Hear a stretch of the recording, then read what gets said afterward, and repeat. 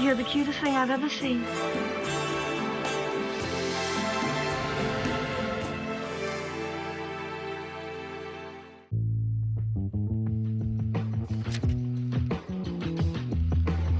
All right, guys, we gotta start rolling. Wait, just 5 more minutes. I gotta get to Jane Greer.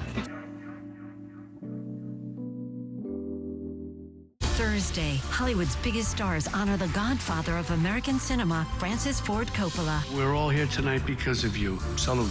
The 50th AFI Life Achievement Award, a tribute to Francis Ford Coppola. Thursday at 8 on TCM.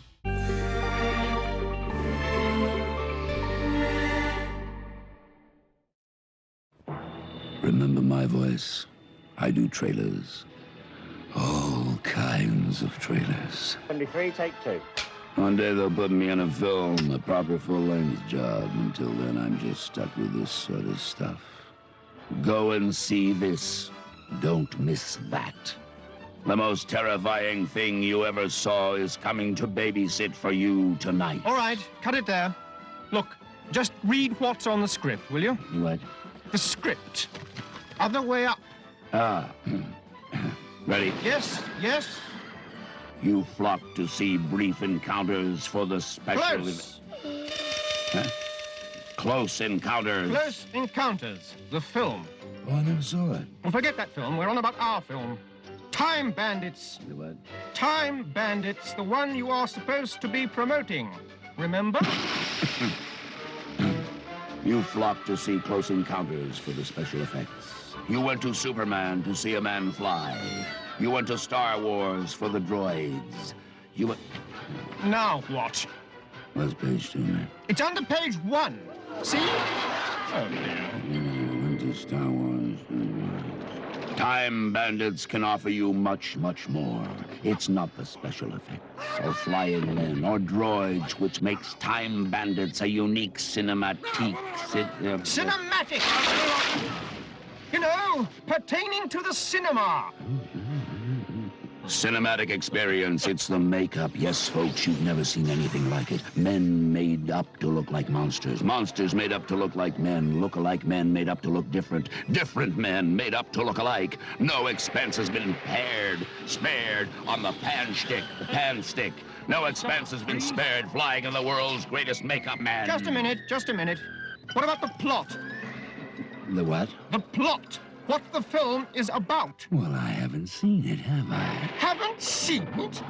You're sitting there telling millions of people to go and see a film you haven't even seen? Well, I can't see every film I do now, can I? Oh, wonderful. Terrific. Look, give me that. What are you doing? Taking over. You're out. O-U-T. Finished. Kaput. Finito. What about the trailer? I'll do it. Time Bandits is an awfully good film. We have worked ever so hard on it. It's a tremendous adventure story. We like it, and we're pretty sure you will. What's wrong with it? It's direct, punchy, honest. Honest? Honest? Modest. What's that got to do with it?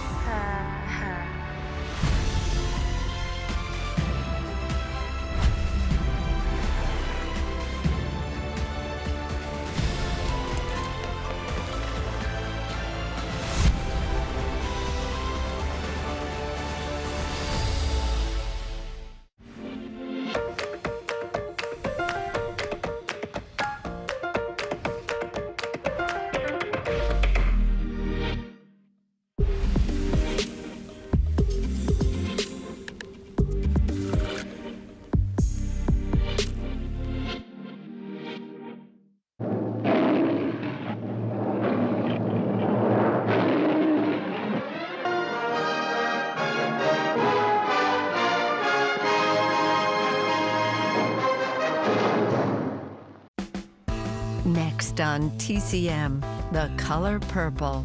then places in the heart, and later out of Africa. We're wild for Meryl Streep tonight. Elizabeth was one of those women who was born to rule. Richard went out to make her fall in love with him and succeeded. Joe kind of got on a runaway train and tried to corral it, but there was no stopping it. Joe Mankiewicz and the movie that relegated old Hollywood to ancient history. No one will ever believe the conditions under which this film was made. Join me as I dig into my family history and the plot thickens Cleopatra. Listen now wherever you get your podcasts.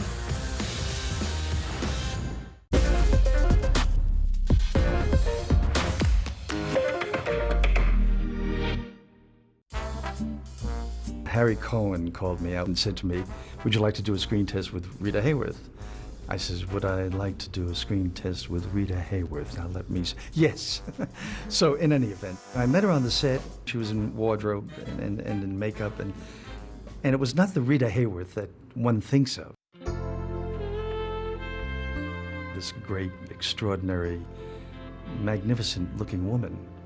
I think what happened is that in the complications of her life off screen is that to keep up that image of the sex goddess and this exquisitely beautiful woman who's above the fray and above any problems that exist in life, that was not part of her at all. She was just very simple and very quiet, and one of the most incredible things about her was her truthfulness. She was just a human being in front of that camera, just trying to be as real and as truthful as possible in the role. And she was I think that basically she became a true actress.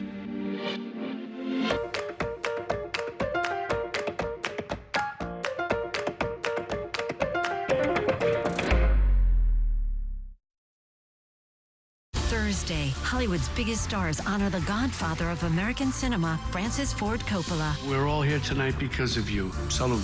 The 50th AFI Life Achievement Award, a tribute to Francis Ford Coppola. Thursday at 8 on TCM.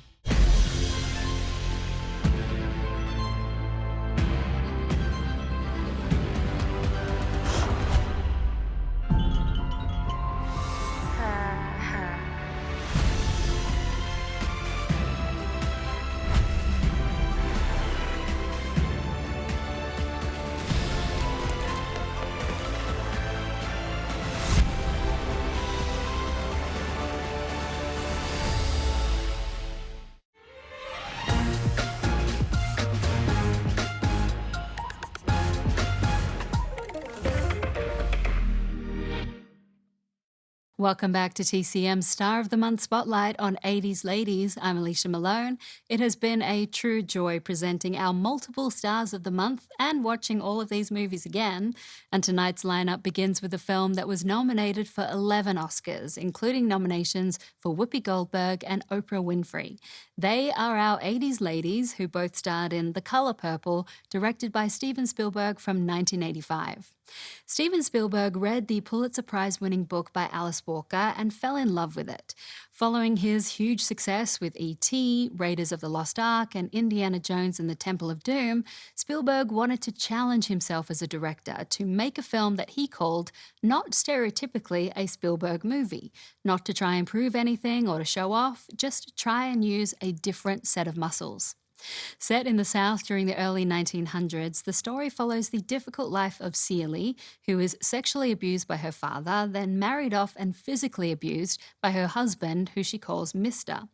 During all of this, she is tragically separated from her younger sister, is forced to look after Mr.'s children, and accept her husband's mistress, a singer named Shug Avery. This was the film debut for Whoopi Goldberg and Oprah Winfrey, both of whom had loved Walker's book and became determined to act in the film adaptation, though both got their chances through a bit of divine luck. Goldberg was a successful comedian, and Steven Spielberg had heard great things about her most recent Broadway show, so he asked her to perform it for him and then invited her to audition. She was cast as Celie, the central role. Then Quincy Jones, who was a producer on the film and composed the score, was in Chicago when he turned on the television to see Oprah Winfrey. She was the host of AM Chicago, and Jones immediately knew she would be perfect as Sophia, the wife of Mr. Son Harpo. From 1985, also with Danny Glover and Margaret Avery, this is The Color Purple.